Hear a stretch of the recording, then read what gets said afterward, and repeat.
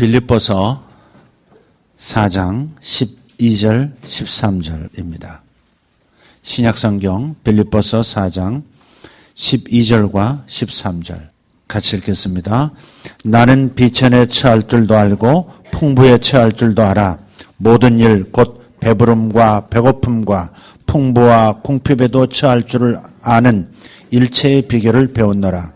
내게 능력 주시는 자 안에서 내가 모든 것을 할 수 있느니라. 아멘. 지난 주일이 되겠네요. 이 재물에 관한 말씀을 나눴습니다. 예수님은 재물에 관해서 뭐라 말씀하셨는가? 이것을 잘 알아야 내가 재물에 대한 올바른 태도를 갖고 재물의 종로로 다는 것이 아니라 재물을 신으로 삼는 것이 아니라 재물을 지키고 섬기는 그런 재물의 노예가 아니라 재물을 다스리는, 재물을 사용하는 재물의 주인이 된다. 그런 말씀을 나누면서 마지막 인용했던 구절이 아마 이 구절이었습니다. 12절, 13절 다시 한번 말씀을 드리면 읽으면 이렇습니다. 나는 비천에 처할 줄도 알고 이 히브리인들이 성경을 기록할 때 물론 신약은 헬라어로 기록이 됐습니다마는 히브리인들의 개념에서 안다라고 할 때는 항상 경험한다, 경험했다 그런 뜻입니다. 지적으로 안다는 뜻이 아니라 경험적으로 안다는 뜻입니다. 그래서 이 히브리 말에도 야다라고 하는 단어가 안다이지만 그 경험한다 그런 뜻이에요. 나는 내 아내를 안다. 몸으로도 경험했다. 내 남편을 안다. 이 부부 사이로서 알 수 있는 그런 경험적 알을 말하는 거예요. 내가 하나님을 안다 할 때도 지적인 동의가 아닙니다. 내가 하나님을 경험했다는 얘기예요. 이 헬라어에서 기노스코라고 하는 단어를 이제 안다, 알다 그러는데 이 기노스코도 경험적으로 아는 거예요. 그래서 내가 비천에 처하는 것을 경험했다. 로마 시민권자이지만 그리고 가말리엘 학파에서 단련한 지성인이지만 그리고 산헤드림의 공의회에서 유력한 젊은 세대 주자로서 활동도 했었던 사람이지만 그러나 이스라엘 주류 사회에서 예수 믿는다고 배척이 되고 또 이런 얘기도 있습니다. 바울이 결혼을 했었는데 이 나사렛 예수를 믿는다고 하는 유대교 입장에서는 예수 믿는 것이 이단적이었거든요. 그래서 이혼을 당했다 하는 그런 학자들의 얘기까지도 있습니다. 여러 가지 면에서 비천에 처하는 정말 어려운 삶을 경험한 사람이 바로 자신이라고 지금 얘기하고 있습니다. 나는 비천에 처하다. 사람에게 소외당했고 주류사에서 밀려났을 뿐 아니라 가장 가까운 가족에게서도 배척당하는 그런 경험을 한 사람이다. 또 풍부에 처할 줄도 알았다. 풍부에 처할 줄도 알았다. 성도들이 대접해 주는 것, 성도들의 사랑을 받고 존경을 한 몸에 누리는 사도로서의 그 삶도 나는 누릴 줄 안다. 경험해 봤다. 그리고 풍성한 재정적 상황 속에서 사역에서도 풍성하게 사용할 수 있었고 내 개인의 필요를 채우는 데 있어서도 부족함을 결코 느끼지 못했다는 이 풍족도 경험했다. 그렇게 말을 하고 있습니다. 비천에 처할 줄도 알고 풍부에 처할 줄도 안다. 경험했다. 그래서 모든 일, 즉 배부름, 배고픔, 풍부와 재정적 궁핍에도 처할 줄 아는 일체의 비결을 배웠노라 그랬어요. 배웠다라고 하는 이 단어에서 이 사도 바울만 이런 걸 배우겠느냐 하는 생각을 우리가 했으면 좋겠습니다. 사도 바울만 계속해서 상향 곡선을 거칠 것 없이 상승 곡선을 그리며 달리는 인생이 아니었듯이 사도 바울만 오르락 내리락 하는 부침을 경험하는 것이 아니었듯이 이 배웠다고 하는 이 말을 통해서 우리 역시 이 과목을 배워야 한다 하는 의미가 이 안에 담겨 있다고 믿습니다. 우리는 배워야 합니다. 왜 하나님께서 사계절을 두셨을까? 어느 지역은 열대 이렇게 더웁기만 하고 어느 지역은 1년 내내 춥기만 하지만 그래도 추위 속에서도 봄, 여름, 가을, 겨울은 있는 모양이에요. 더운 곳에서도 추울 때가 있고 더울 때가 있는 모양이에요. 필리핀을 간혹 가다 보면 필리핀에서 얼어 죽었다는 사람을 보거든요. 영상 15도인데 얼어 죽었대요. 요즘 날씨면 아주 그냥 동태되는 겁니다. 그냥 죽어도 곱게 죽는 게 아니라 심각하게 얼어 죽는 거예요. 그러니까 그 더운 이 아열대 지방에서도 봄, 여름, 가을, 겨울 같은 이런 사계절, 또렷하진 않지만 이런 계절의 나눔이 있다는 거. 왜 하나님께서 사계절을 두셨을까? 저는 가끔 여러 가지 생각해 보지만 여름하고 겨울과 한 짝이고 여름하고 가을이 한 짝이고 또 겨울과 봄이 한 짝처럼 느껴질 때가 있어요. 그래서 이런 추운 계절이 있었기 때문에 겨울을 겪었기 때문에 봄에 대한 그리움이 있고 봄을 기다리는 것이죠. 그래서 봄이 오면 그렇게 기분이 좋은 거예요. 오늘 아침 일찍 산책을 하는데 그 탄천 강변에 버드나무들이 많아요.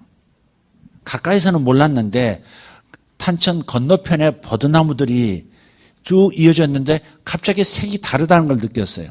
멀리서 보니까 약간 여러분이 지금 현재 앉으신 이 연두색 있잖아요. 쑥색 비슷한 연두색인데 거기에다가 물을 많이 탄 것 같은 그런 색깔이 이렇게 강변에 이렇게 있는 거예요. 자세히 보니까 얼마 전에 며칠 전에 본 그 광경과 전혀 다른 색감을 주더라고요. 달라졌구나. 보니까 줄기가 벌써 연해지고 거기에 연한 녹색의 싹이 톡톡 튀어나오고 있는 중이었어요. 그러면서 눈을 돌려보니까 또 이쪽 저쪽 갈대숲 사이에서도 푸른 잎들이 또 나오기 시작하고요. 정말 약동하는 봄이 된 거예요. 또 까치 한 마리가 우리 응접실 바깥에 그 베란다에 내려앉았어요. 근데 마침 그 나뭇가지 하나가 떨어져 있었는데 그 까치가 내려와서 나뭇가지를 이렇게 부리로 들었다 놨다 한 서너 번 하더니 그냥 후루룩 다른 데로 가서 다른 나뭇가지를 찾더라고요. 짝짓기 계절이 온 거예요. 둥지 만드는 거죠. 둥지 만들려고 가지를 찾으러 다녔는데 이게 적당한가, 들고 갈 수 있겠나, 못 가겠나. 이게 지금 건축 단계에서 요 굵기가 맞나 안 맞나 이거 가늠해 보는 것 같아요. 참 영리한 게 까치예요. 그게 아니라 싶으니까 과감하게 버리고 다른 걸 찾아서 왔다 갔다 하더라고요. 봄이 온 거예요. 왜 봄이 이렇게 좋은가? 겨울이 있었기 때문에 그렇습니다. 봄을 한참 겪고 실록의 계절, 여름을 겪은 다음에 봄은 의미가 별로 없어요. 그러나 겨울이 있었기 때문에 봄이 그토록 좋은 거예요. 작은 징후만으로도 이렇게 가슴이 설레고 뭔가 내 몸도 이렇게 활기가 이렇게 도는 것 같고요. 그런 느낌을 준다고요. 그래서 겨울하고 봄은 한 짝이다. 또 여름과 가을도 한 짝이다. 그 그 장렬하는 태양빛 속에서 고통을 겪다가 시원한 가을이 올 때,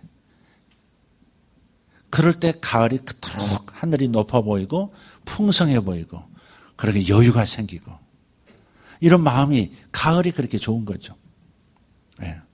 그래서 이런 사계절이 이런 짝을 이루면서 돌아간다. 사도 바울이 어쩌면 내가 배고픔에 처하기도 하고 배부름의 경험도 있다. 아주 굶주리는 그런 계절도 있었고 아주 풍성해서 먹고 남을 정도의 그런 경험도 내가 했다. 내가 풍부에 처할 줄도 알고 내가 궁핍에 처할 줄도 안다. 이렇게 말한 것, 이것이 바로 봄의 계절 그리고 여름 가을, 겨울, 짝을 이루면서 가는 이런 계절에서 보여주는 얘기가 아닐까 싶어요. 고통의 계절이 없다면, 고난의 계절이 없다면, 시험을 겪는 계절이 없다면 하나님의 보상의 계절이 그토록 달콤할까 하는 겁니다. 하나님께서 주시는 좋은 것들이, 하나님이 주시는 그 풍성한 축복들이 내 마음은 그렇게 크게 닿지 않는 이유, 왜 그럴까? 계속 넉넉함이 넘쳐날 때 우리는 좋은 것도 좋은 것으로 느껴지지 않는 정말 권태기 같은 그런 상태에 들어갈 때가 있습니다. 왜 초대교회 성도들은 그토록 주님의 재림에 대해서 곧 오실 거야, 곧 오실 거야, 곧 오셔야만 해, 마라나타, 마라나타 그러면서 하늘을 바라보면서 살았을까? 자신의 삶이 배척받고 박해받고 고난받는 그 어려움 속에서 하나님의 보상이 저절로 찾아질 수밖에 없는 그런 것 아니었을까요? 그래서 주님의 재림과 천국이 그렇게 사모가 됐겠죠. 오늘날 천국에 대한 얘기를 해도 그다지 달콤하게 듣질 않고 지옥에 관한 메시지도 그다지 두려워하지 않는 그런 세대가 됐어요. 이런 세대를 뒤흔들어서 천국을 사모하고 주님의 재림을 사모하게 만드는 하나님의 계획은 혹시 없지 않을까 하는 그런 생각을 가끔 할 때가 있어요. 성경에 비춰진 종말의 이야기들이 왜 이렇게 혹독하게 보여지는가? 요한계시록이 왜 이렇게 두려울 만큼 하늘과 땅이 진동하는 모습으로 나타나 있을까? 그것은 겨울을 겪은 사람들이 봄을 기다리는 것처럼, 봄을 사모하는 사람들은 겨울의 혹독함을 경험했기 때문에 봄을 그렇게 기다리고 사모하고 기대하는 것, 그것처럼 어쩌면 그래서 하나님께서 천국이 천국되게 하기 위해서 하늘이 하늘의 것이 되고, 그래서 그런 하늘을 맞이할 수 있는 준비를 시키기 위해서 어쩌면 정말의 그림이 그렇게 어두운 것은 아닌가 싶어요. 우리는 주기가 있다는 것을 생각해야 합니다. 막 오르는 것 같으면 내리막길이 있다는 것을 생각하고 내려갈 길도 준비해야 하는 것이죠. 올라가면서 내려갈 것들을 준비해야 된다 이 말이죠. 네. 또 내려왔으면, 내려오는 길이고 내려왔으면 언젠가는 다시 올라갈 때도 있다는 것도 생각해야 하는 것이죠. 내가 내 자식을 볼 때도 봄, 여름, 가을, 겨울이 있다는 거 생각해야 될 것 같아요. 어떤 50이 넘은 여성분이신데 이분이 두 아이를 외국에 유학을 보내놓고 갑자기 심각한 우울증이 생겼어요. 그전에도 도적처럼 산후 우울증도 경험했고 또 다른 우울증도 언뜻 찾아오긴 했지만은 그다지 큰 고통스러운 우울증은 아니었어요. 근데 이번에는 심각한 거예요. 도무지 헤어날 길이 없어요. 항우울제를 먹어야 될까? 이 생각도 해야만 하는 상황이에요. 그래서 운동도 해보고 또 영화도 보고 아줌마 점심부대도 끼워보고 이렇게 했는데도 이게 쉽게 가라앉질 않는 거예요. 그래서 약을 먹기 전에 고민을 하고 있는데 친구의 권유로 교회를 어떻게 나오게 됐어요. 과거에 친구가 이게 고대 문서 아닙니까? 깨알같이 작은 글씨를 그걸 눈이 빠져라고 들여다보면서 아멘 하면서 몸을 흔들면서 그래서 색연필로 칠해가면서 이렇게 하던 것을 보면서도 뭐 때문에 저렇게까지 저런 책을 저렇게 재밌게 읽나 이랬었는데 자기가 교회를 나가다 보니까 자기도 어느 사이인가 시편을 읽으면서 눈물이 나오기도 하고 시편 기자의 그 고백들이 마치 자기 얘기 같고 시편 23편 내가 사망의 음침한 골짜기를 다닐지라도 해를 두려워하지 않을 것은 주의 지팡이와 막대기가 나를 안위하시기 때문입니다. 그 구절이 그냥 자기 얘기 같고 막 가슴이 막 설레고 성경 말씀이 정말 꿀을 먹는 것처럼 달달달달하는 거예요.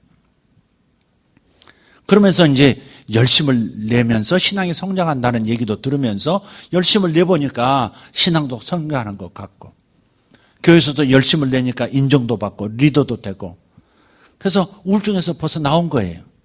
지켜보던 남편이 정말 다행이다 싶었죠. 근데 남편도 교회를 안 나가는 사람이었거든요.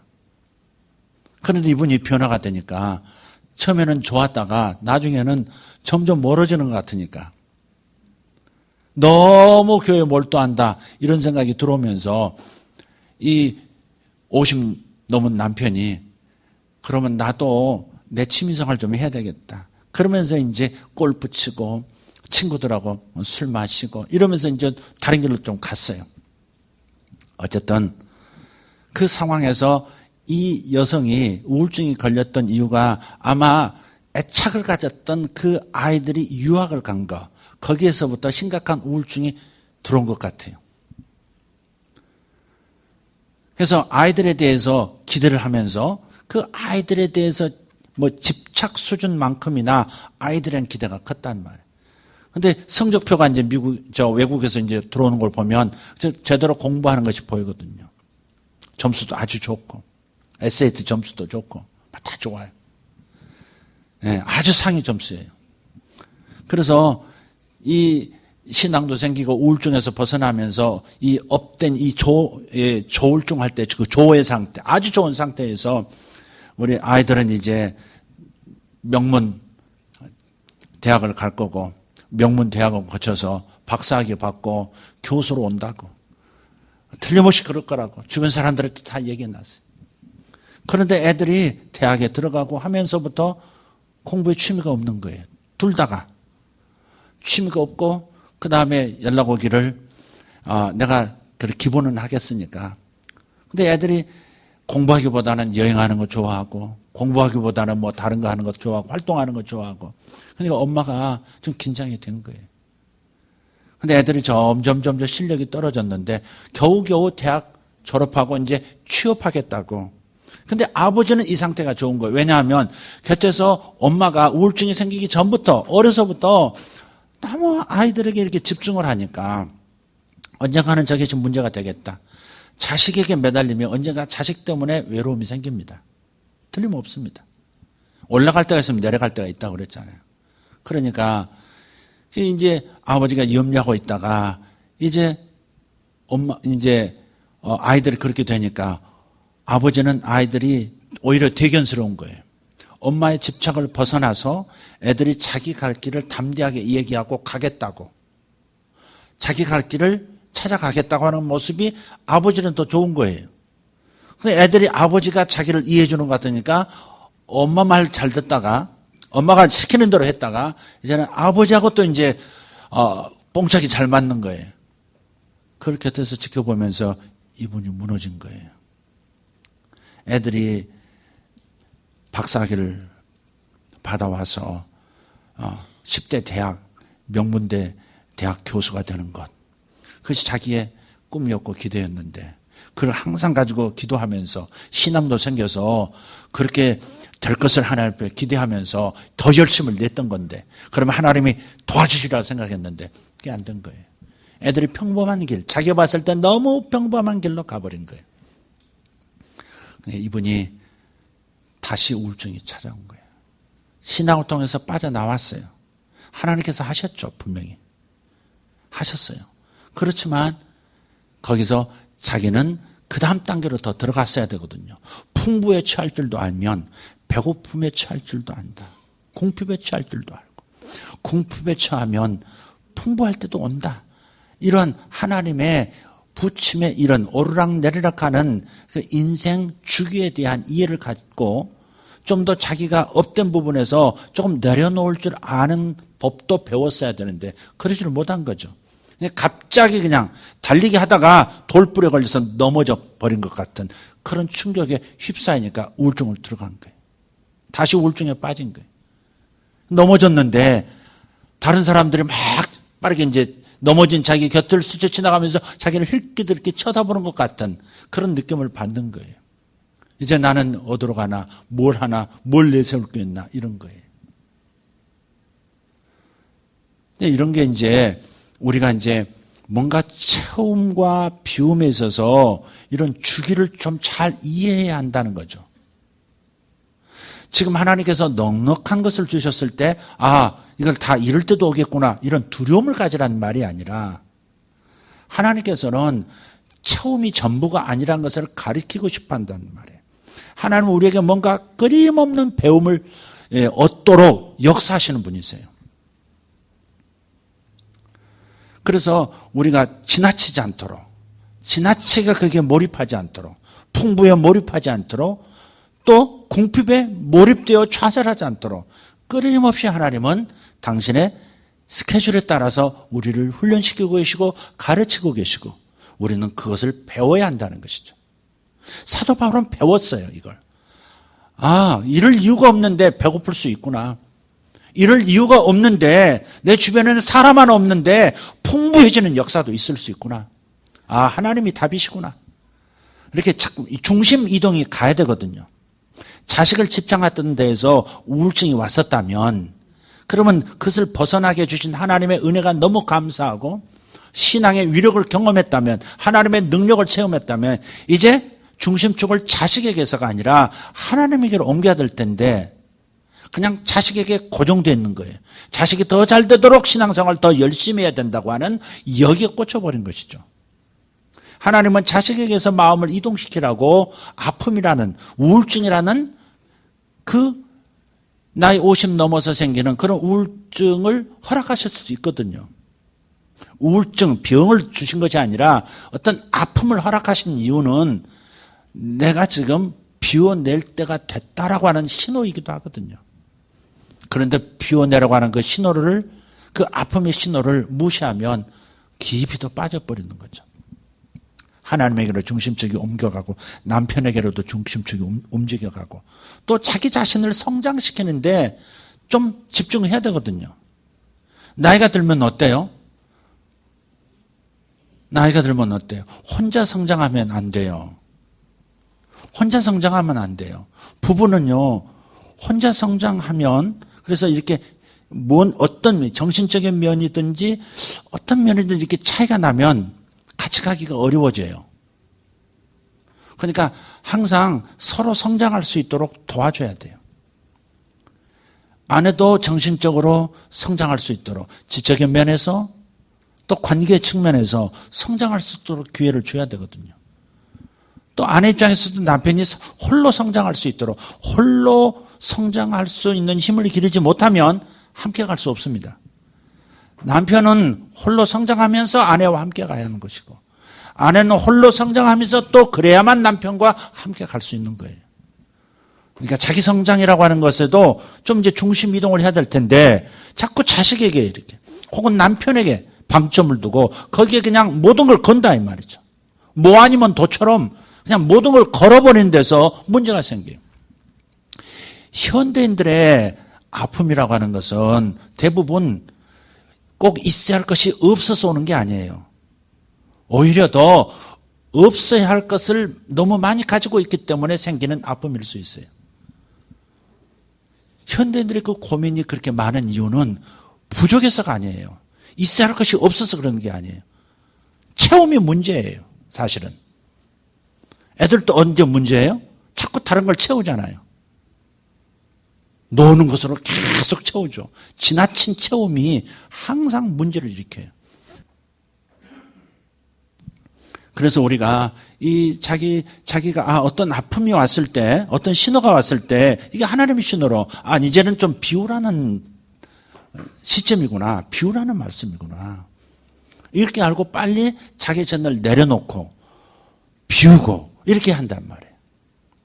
하나님께서는 혼자 삼일체 하나님께서 홀로 이렇게 우주를 평화롭게 운영하시는 것이 아니라 어느 순간에 죄인으로 전락한 인간에게 다가오셨잖아요.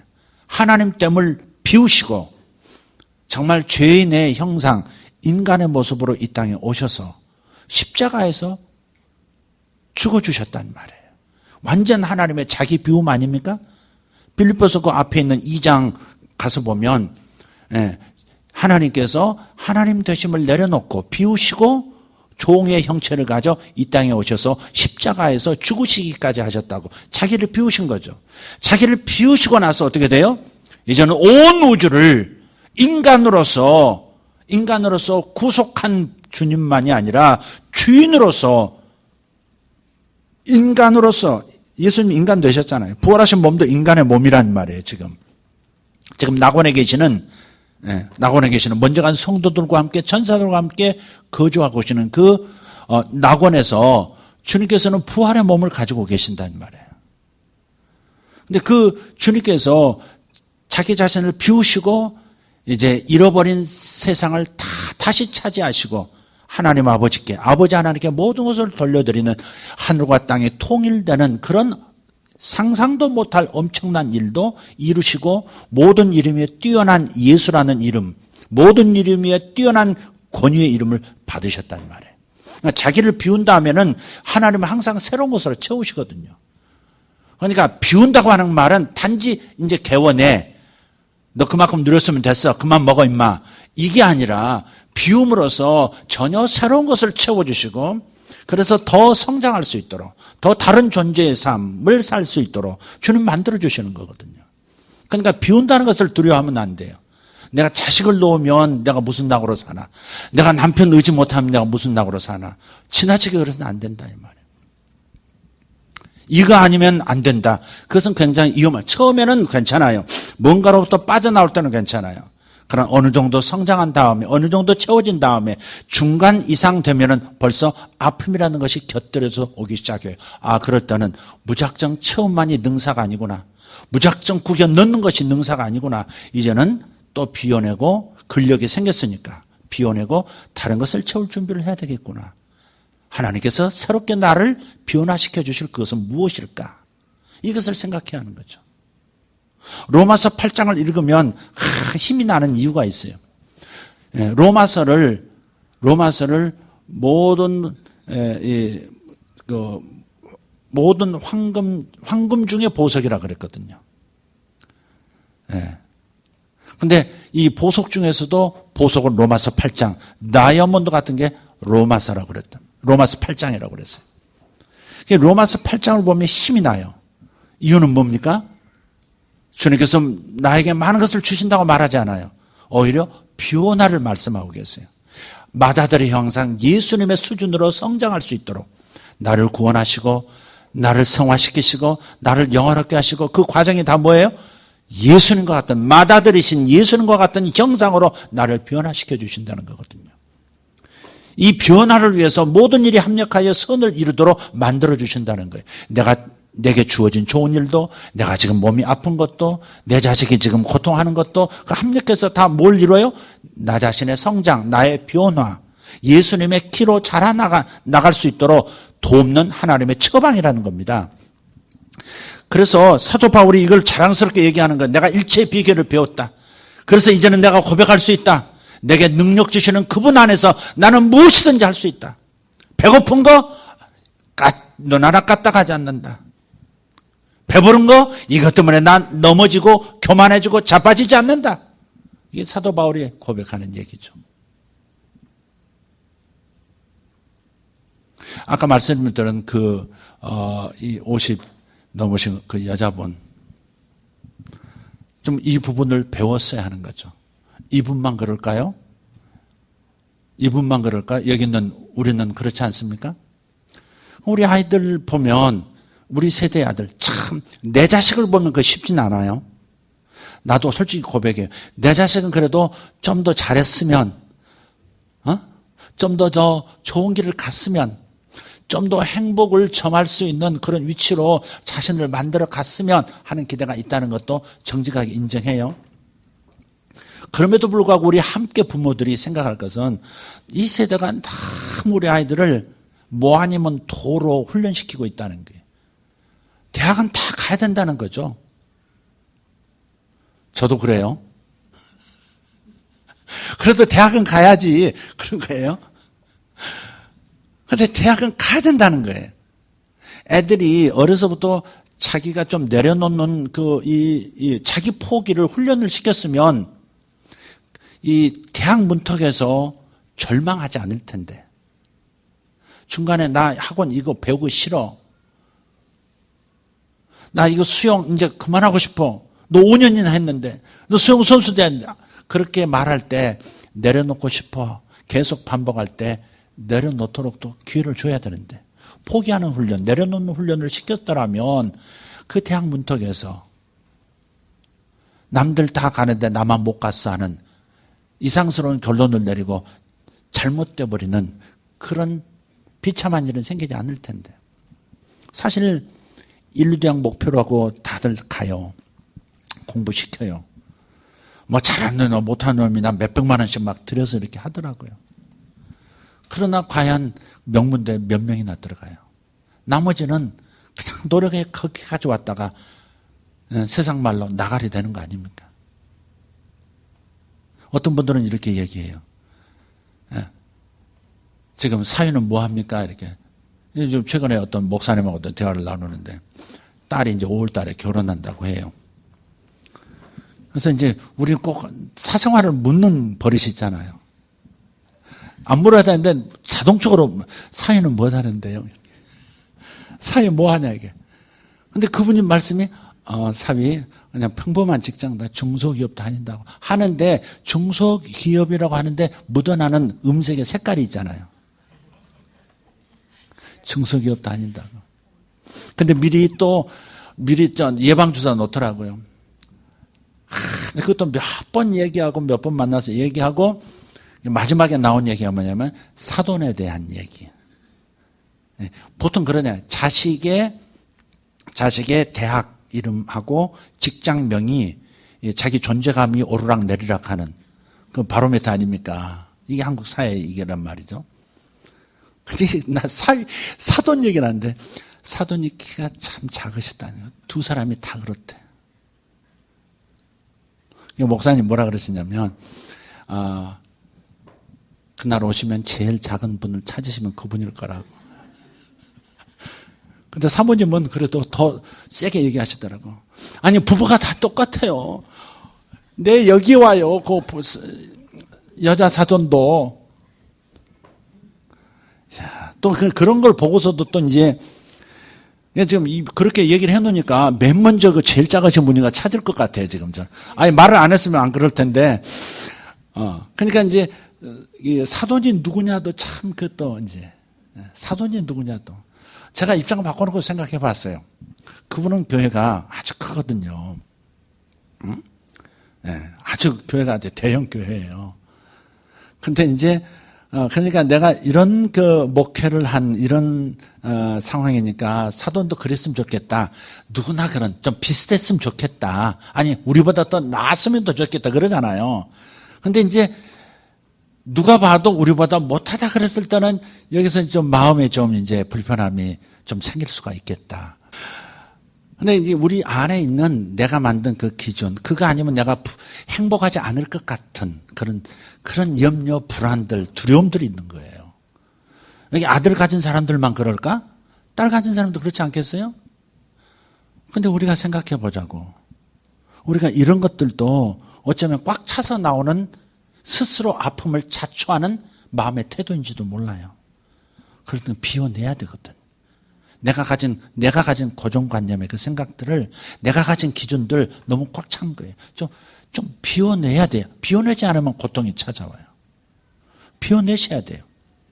자포자기만 살자고, 될 대로 되라고 그렇게 살자는 얘기가 아니라, 우리가 나 자신을 내려놓는 훈련, 배고픔에도 처하고 배부름에도 처하고, 배부를 때도 교만하지 않을 수 있고 배고플 때도 열등감을 느끼지 않을 수 있는 이런 능력 있는 자의 삶을 우리가 준비해야 된다 이 말이죠.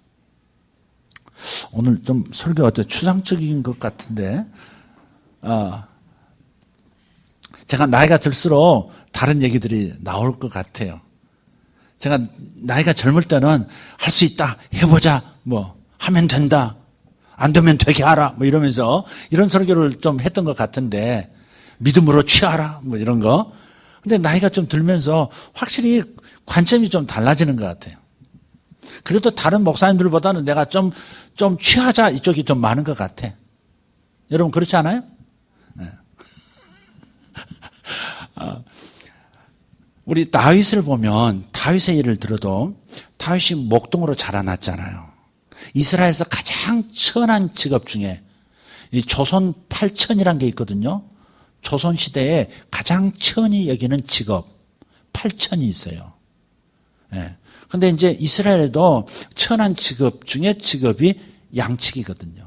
항상 양을 키우기 때문에 축산업자면 그래도 사장이면 괜찮은데 목동으로 자라가고 있는 사람들, 목동으로서 이렇게 결혼해서 평생 목동으로 사는 사람들, 가난한 사람들 그렇게 남의 축산업 하는데 붙어서 고용돼서 일하는 사람들 많잖아요. 아버지 이세가 양을 많이 치는 사람이었는지 모르지만 그다지 부자는 아니었던 것 같아요. 얼마 안 되는 양들을 이제 막내 아들인 여덟째 아들인 다윗이 가서 그 목동 노릇을 한단 말이에요. 사무엘 선지자가 그 집을 방문을 했죠. 이스라엘에 왕을 세운 황사라 그러죠. 왕의 스승.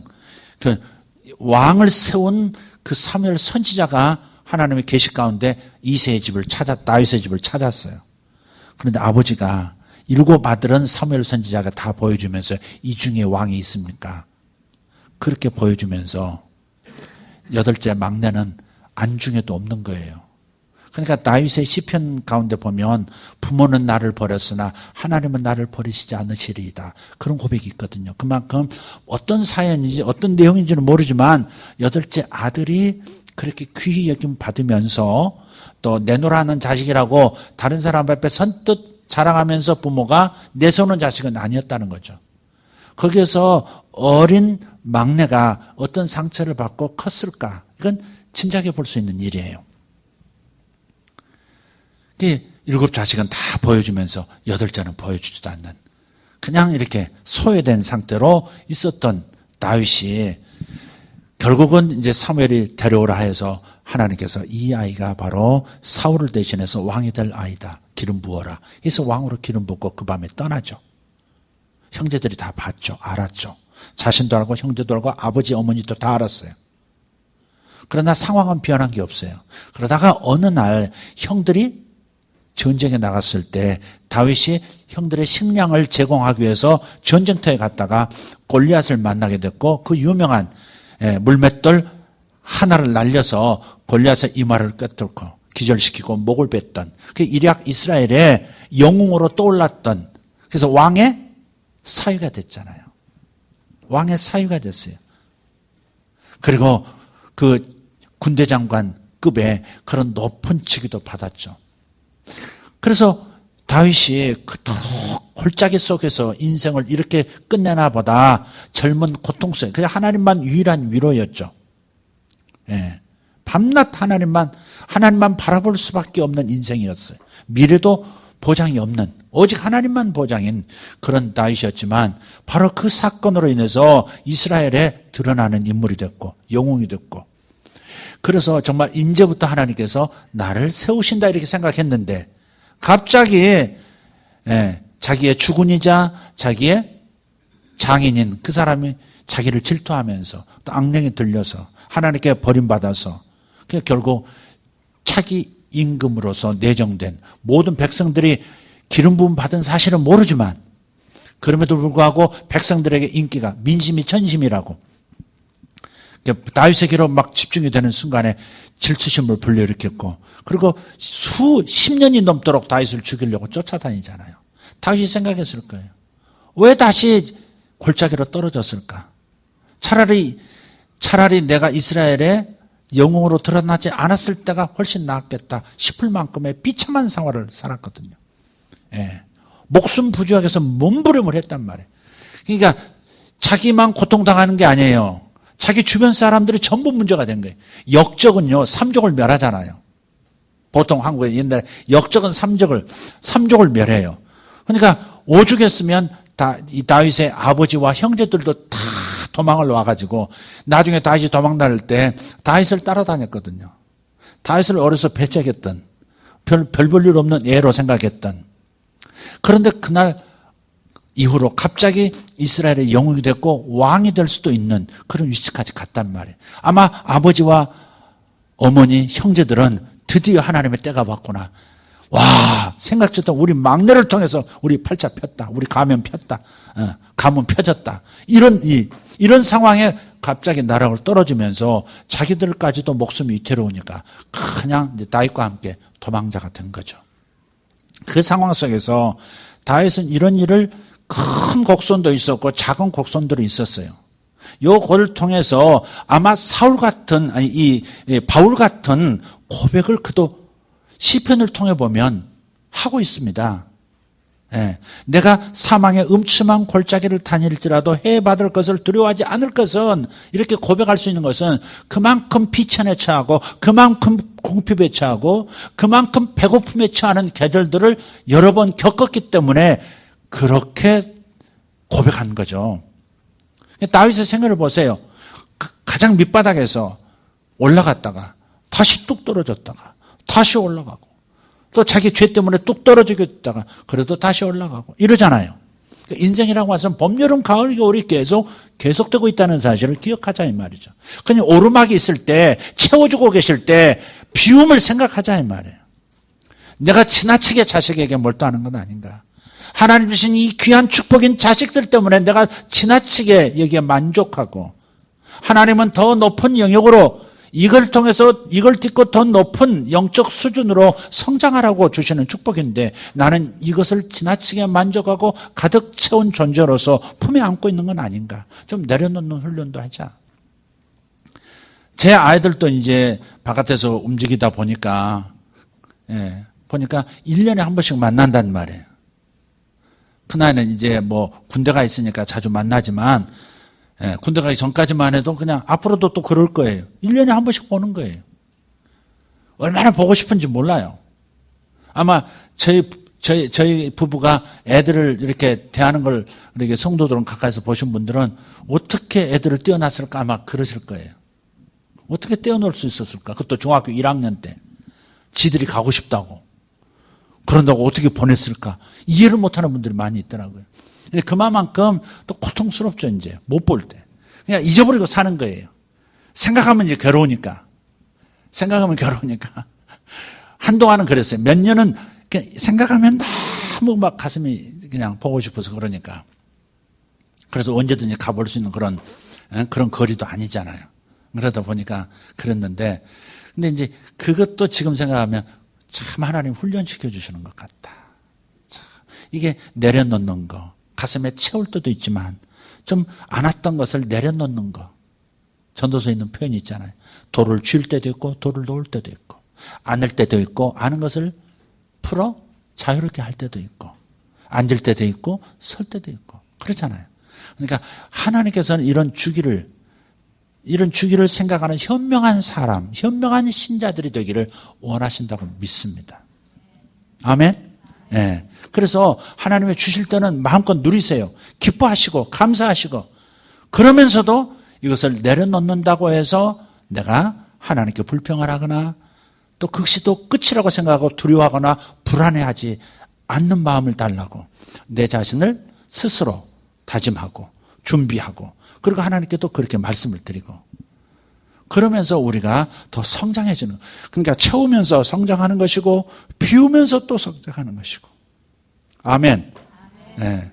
그래서 여러분이 특별히 내가 어디서 만족을 못하고 그래서 그 만족을 또 다른 데서 이제 찾을 때가 있단 말이죠. 그것도 하나님의 선물이면서 만족하지는 못하는 나에게, 고통만 있었던 나에게 하나님이 낙을 주셨구나 감사하면서도 또 한편 그 중에서도 하나님께서 또 무엇을 비워내면서 그 다음을 또 어떻게 시키실지 기대하면서 가자는 거죠. 내려놓는 것은 어쩔 수 없이 무서워서 두렵지 않기 위해서 그냥 하나씩 에이 잊어버리자 이런 뜻이 아니고 기대하는 거죠. 하나님께서 나를 또 비우시게 할 때는 더 큰 사이즈의 무언가를 채우시기 위한 그릇으로 나를 만드시는 거야. 이렇게 생각할 수 있는 사람들이 계속해서 멈추지 않고 성장할 수 있다고 믿습니다. 저는 사도 바울의 이 고백, 내게 능력 주신 자 안에서 나는 모든 것을 할 수 있다. 이것을 나는 뭐든지 성공할 수 있어. 이렇게 받아들이면 안 된다 이 말이에요. 이건. 네. 나는 뭐든지 승진도 항상 누구보다 먼저, 그 다음에 돈도 누구보다 먼저, 은퇴도 누구보다 먼저, 40에 나는 다 돈을 벌고 40 후반부터는 난 세계 일주, 그걸로 인생 끝. 심심하면 60 넘어서 70 돼서 교회 오고 뭐 이런 거 이런 스타일의 생각을 해서는 안 된다는 거죠. 그래서 비움의 계절에는 비워야 합니다. 겨울에 나무들 보세요. 다 비우잖아요. 다 비우잖아요. 네? 다 비워요. 그러나 그것이 끝이 아니다 이 말이죠. 그 다음이 있기 때문에 더 융성한 봄의 계절, 여름의 계절이 또 다가올 것이기 때문에 겨울에 그 다 내려놓음을 그냥 자족하는 마음을 가지고 이 겨울에도 얼어 죽지 않도록 만들어주신 그런 특질의 나무로 만들어주신 것을 감사하면서 봄을 기다리는 나무처럼 나를 그렇게 단련해 가도록 그렇게 해야 할 줄 믿습니다. 그래서 우리가 이제 뭔가 이게 찼다고 생각했을 때가 오히려 비울 때라는 거. 내가 고생하고 이제는 쫄병을 면하고 이제는 고참이야? 그러니까 이제는 누려도 돼? 이때가 아픔이 올 수 있는 시간이거든요. 왜 이것들이 나를 대우 안 하지? 이럴 수도 있고. 왜 부하들 앞에서 왜 이렇게, 뭐 대장님이 나를 지목하지? 뭐 이럴 수도 있거든요. 그러니까 그럴 때가 참 마음을 그러니까 보통 이제 이 군인들이 말년에 영창을 많이 가요. 그래, 남자분들 그래 안 그래요? 말년에 사고 치거든요. 말년에 이게 뭐 꽉 차 있거든, 이게. 그러니까 방심하다가 실수하고, 네가 어디서 건방지게 한 대 빵 때리다가 영창도 가고 그러거든요. 네. 요즘은 쳤다고 해서만 영창 가는 게 아니더라고요. 말로 심하게, 세게 뭐 이렇게 욕을 한번 했다. 그것도 영창 가더라고요. 빨간 줄 생기진 않아. 근데 영창 한 2, 3일 갔다 오고 뭐 이러더라고요. 그러니까 이게 꽉 찼다고 생각할 때 조심하라고요. 우리 아이가 항상 통화를 하는데 제가 오늘 또 그런 말을 했어요. 꽉 찬, 이렇게 내가 이제 내 위에 선임 없고 내가 가장 높은 위치로 갈 때 그때 너 더 조심해야 된다. 그리고 어떤 상황이 오더라도 너는 그것을 더 와라. 내가 더 단단해질 수 있도록 하나님이여 시험도 보내소서 이런 마음 가지고 살아라. 성경에 있는 얘기다. 야고보서에 말씀했지 않느냐. 여러 가지 시험을 만나거든 온전히 기쁘게 여기라 그랬거든요. 시험이 옵니다. 아멘. 내가 꼭 뭐 잘못해서 시험이 오는 게 아니에요. 하나님은 나를 키우시기 위해서 그보다는 더 큰 그릇인데 거기 앉아오면 안 되니까 더 큰 시련을 주시거든요. 갑자기 직장에서 무슨 일이 생기기도 하고요. 갑자기 그렇게 인정받던 내가 갑자기 너 우리 팀에서 아웃이야. 너 딴 팀으로 가. 이럴 수도 있거든요. 예기치 않게 오는 것들, 그것들을 봤을 때 온전히 기쁘게 여겨라. 네가 마음 다치지 않기 위해서, 트라우마 생기지 않기 위해서, 상처받고 무너지지 않기 위해서, 시련 때문에 네가 망가지지 않기 위해서 기쁘게 여겨라. 예방주사 맞아라. 그런 뜻이 아니라 이 말이죠. 하나님께서는 더 큰 그릇이 되게 하는 것이죠. 온전히 기쁘게 여기라. 이것을 통해서, 이 시련을 통해서, 이 시험을 통해서 내가 온전해지기 때문에, 내가 온전한 인내를 얻기 때문에 바로 그것 때문에 기뻐할 조건이다. 그러니까 기뻐하라. 그렇게 말씀한 거거든요. 여러분 혹시 골짜기에 계십니까? 굴러 떨어지셨어요? 혹은 내려가고 계세요? 그럴 때 이래서는 안 되는데 내 운명이 이래서는 안 되는데 그러지 말라고요. 비우세요. 어떤 사람들은 그런 게 있더라고요. 계속 무슨 일을 하는데 1년 도전하고 2년 도전하고 3년 도전하고 이제는 아니다 싶을 때 다른 사람 이구동성으로 아니다 싶을 때까지 그래도 그 선을 넘고 끝까지 붙들고 뭐 가다가 인생 그냥 다 시간 보내는 사람들도 있더라고요. 아무리 하고 싶어도 아무리 이루고 싶어도 아니라고 하는 것에 대해서 이제는 증명됐다면 애진간에 증명했고 그렇다면 놓기도 해야 되거든요. 아 이게 아닌가 보다 놓을 수 있어야 되거든요. 능력 주시는 자에서 모든 것을 할 수 있느니라. 그러므로 믿음으로 나는 끝까지 될 때까지 하겠다. 그렇게 무조건 가서는 안 되거든요. 인생이 그렇게 간단한 게 아니잖아요. 나는 여기만 들어갈 거야. 난 여기만 들어갈 거야. 난 이 직업만 꼭 가져야 돼. 이 직업 아니면 난 의미가 없어. 무조건 그렇게 생각해서는 안 돼요. 어떨 땐 놀 때는 놔야 되거든요. 그것도 꽉 찬 상태이기 때문에 그런 잘못된 그러니까 내가 아직 이루지 못하고 나는 가진 게 없어서 꽉 찬 상태가 아니고 비운 상태다? 아닙니다. 자기 스스로 만든 자기 허상을 꽉 차고 있는 사람들도 있어요. 그러니까 하나님께 여쭤보면서 겸손한 마음을 가지고 도전해도 두드려봐도 안 되고 안 되고 안 되고. 그래서 어느 시한점을 둬야 될 것 같아요. 어느 선까지 아니라면 하나님 앞에 하나님 여기까지 올해까지 아니라면 하나님 뜻이 아닌 걸로 알겠습니다. 하나님 앞에 딜할 수도 있어야 돼요. 아니다 그러면 부끄러워도 패배한 것 같아도 그냥 다른 길을 또 하나님 앞에 기도하면서 찾아 나가는 거죠. 그렇게 가야지 그냥 벽에 그냥 머리가 깨지라고 피가 줄줄 흐르도록 그러다가 절도하고 그럴 필요가 뭐 있냐고요. 여기가 문이 아닌가 보대. 문이 아니네. 단단한 문인 줄 알았는데 이게 돌벽이구만. 그래서 더듬어서 다른 문을 찾아야지. 뭐 때문에 그렇게 그러느냐고요. 그러니까 우리가 꽉 찬다는 말을 내가 못 가졌다. 그럼 비워진 거다. 내가 잘 나가고 있다. 그럼 채워진 거다. 단순하게 이렇게 생각하지 마시고 자기 상황을 잘 판단해서 지금 내가 겨울의 계절 속에서는 어떻게 처신해야 되는가. 또 이 뜨거운 여름에서는 또 가을에 뭘 기대해야 되는가. 하나님께서 내가 없게 하실 때, 부족하게 하실 때, 갈급하게 하실 때는 뭔가 준비하신 것이 있다는 마음 가지고 여유롭게 갈 수 있는 마음으로 무장하시기를 축복합니다. 할렐루야. 아멘. 여러분, 우리가 어떻게 나 자신을 비우며 사는 것, 나 자신을 비울 수 있는 것이 능력이고 나를 비울 때 더 크게 된다는 거, 이걸 기억하면서 비워지는 것을 두려워하지 말자. 채움을 목말라 하지 말자. 지나치게 채워진 것을 붙잡으려고 하지 말자. 내려놓은 훈련을 하자. 그러면 자유가 온다. 그리고 하나님의 목소리가 들리기 시작한다. 다윗이 그랬고 바울이 그랬고 아브라함도 그랬고 다 비우고, 그죠? 아브라함도 다 비우고 갈대아 우르러 왔잖아요. 다 비우고 조카에게 좋은 땅 줬잖아요. 그러고 난 다음에 하나님께서 더 큰 걸 주시잖아요. 바로 이런 마음을 가지고 살자는 거죠. 할렐루야. 여러분에게 도움이 되는 메시지였으면 좋겠습니다. 정말 여러분, 나와 상관없는 메시지로 받지 마시고 우리가 내가 뭔가 채워져 있다면 주님, 이것이 비워질 때는 내가 아파하지 않겠습니다. 오히려 꽉 찬 상태가 많은 아픔을 가져오는 것임을 다 깨닫고 너무 채우려고 하는 것이 우리에게 고통으로 다가오는 것을 우리가 경험합니다. 그러니 지나치게 채우려고 하지 않는 그런 내가 되게 도와주십시오. 주님 앞에 그렇게 기도하십시다. 만약 이걸 제대로 해내지 못하면 그러면 다른 중독에 빠집니다. 관계 중독에 빠지고, 예를 들어서 남편이 나를 충분히 만족시키지 못한다. 그러다가 약물 의존하고 술 의존하고, 그렇죠? 또 뭐가 중독돼? 관계 중독도 일어나요. 아무 사람이나 줬어. 이게 돼버리거든요.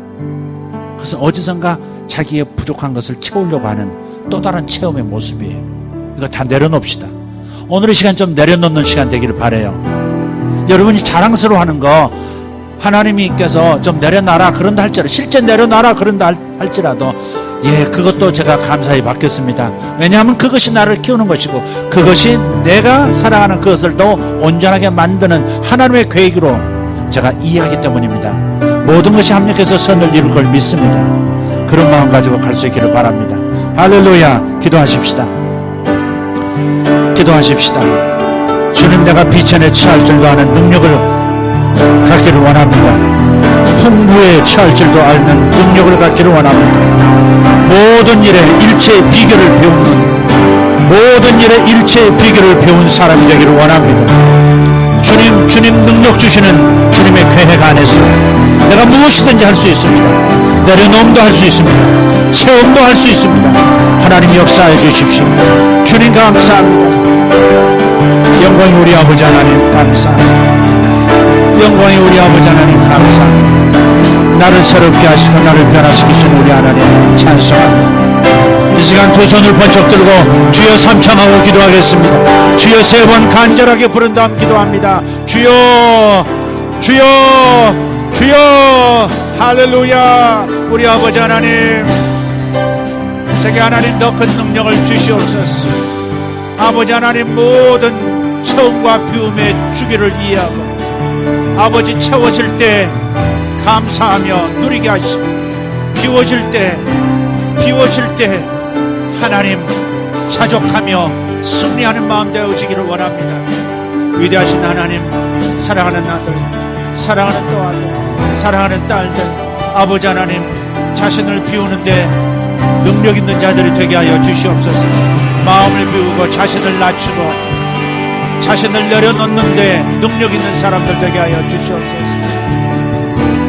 마음의 복잡성을 내려놓을 수 있게 하시고 아버지 꿈도 야망도 내려놓으라 하시면 내려놓을 수 있게 하여 주시옵소서.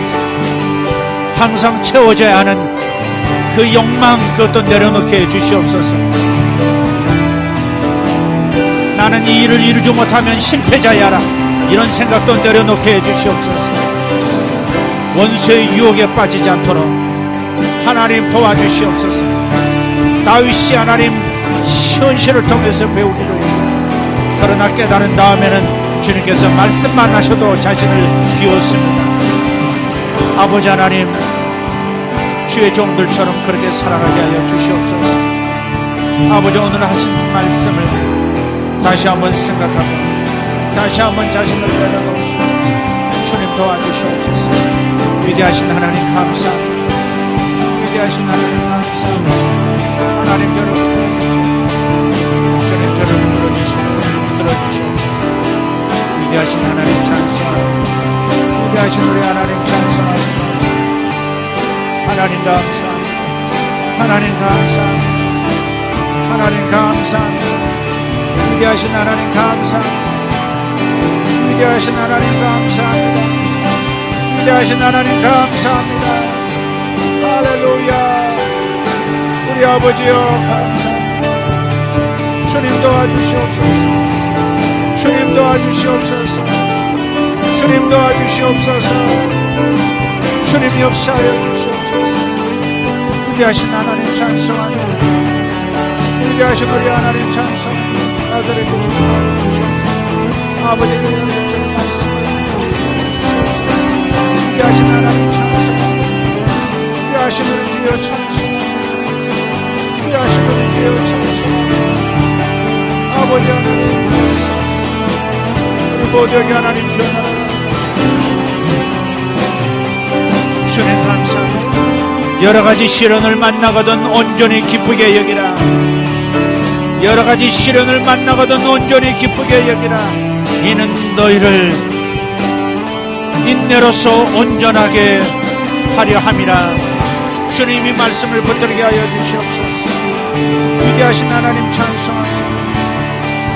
여러가지 시험을 만나거든 온전히 기쁘게 여기라.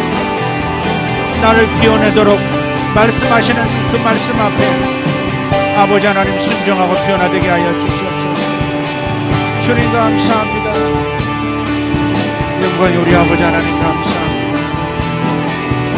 할렐루야. 주님 감사합니다.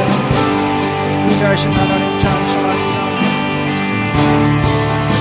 할렐루야. 주님 감사합니다. 주님 감사합니다.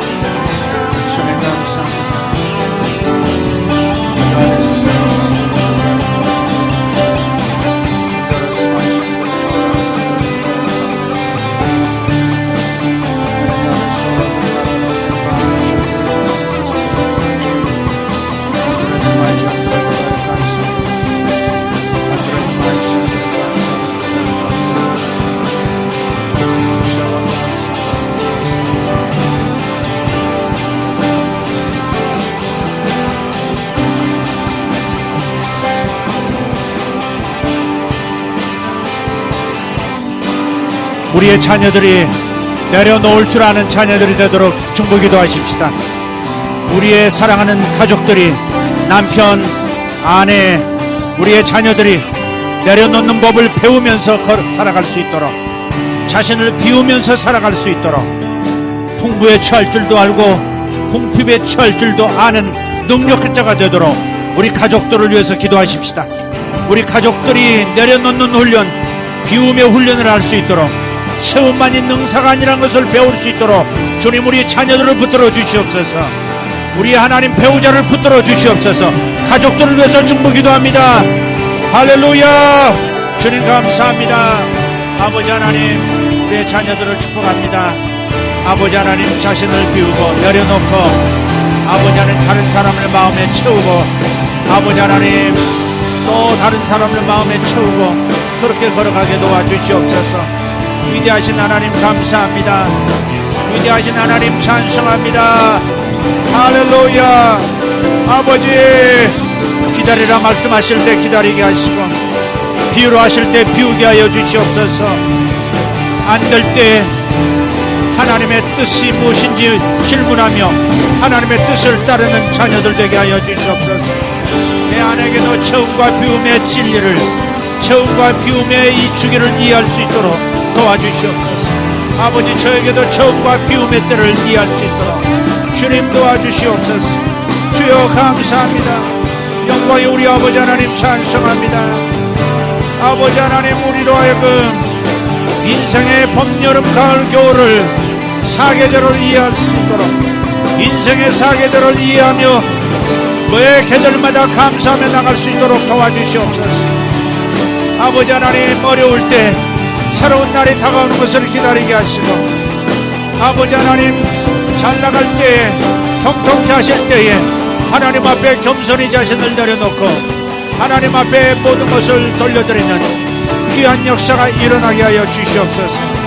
주님 감사합니다. 영광이 우리 아버지, 우리의 자녀들, 우리의 가족들을 붙들어 주시옵소서. 우리 성도들의 가족들을 붙들어 주시고 저들이 하나님 내려놔야 때 내려놓는 역사를 일으키게 하여 주시옵소서. 감사합니다. 주님 감사합니다. 주님 감사합니다. 할렐루야. 주님 감사합니다. 주님 감사합니다.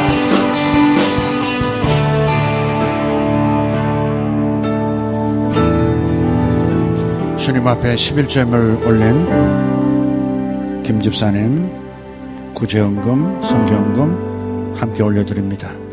하나님, 다시 한번 축복합니다.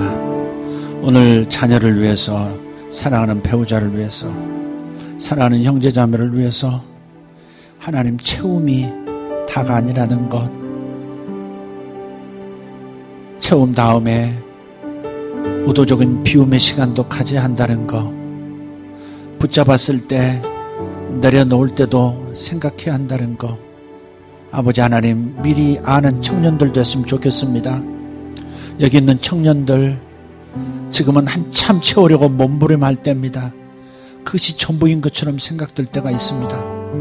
그러나 그 청년의 때서부터 안 되고 늦춰지고 거절당하고 그리고 비워주는 경험들 주님께서 작게 허락하실 때 근력을 기르는 기회로 삼게 해 주시옵소서. 좌절하고 열등감을 느끼지 않도록 도와주시옵소서. 여기 있는 젊은 부부들, 하나님, 내 곁에 두신 그 사람은 나를 세워주시기 위한 나라는 사람을, 나라는 칼을 날이 서도록 만들어주는 숫돌로서 하나님께서 주셨다는 것 기억하면서 숫돌이 내려놓으라 하는 신호, 하나님의 메시지를 전하면 내려놓을 수 있게 하시고, 또 이제는 채워라 하면 채우면서 즐거워할 수 있도록 도와주시옵소서. 아버지 하나님, 여기 연세 있는 하나님의 사람들, 인생에서 내려놓을 때가 있다는 거, 이거 당연한 거라는 것을 미리 생각하고 그 비움의 때에 하나님으로 채우는 보다 활력 있는 신앙 목표 가질 수 있도록 도와주시옵소서.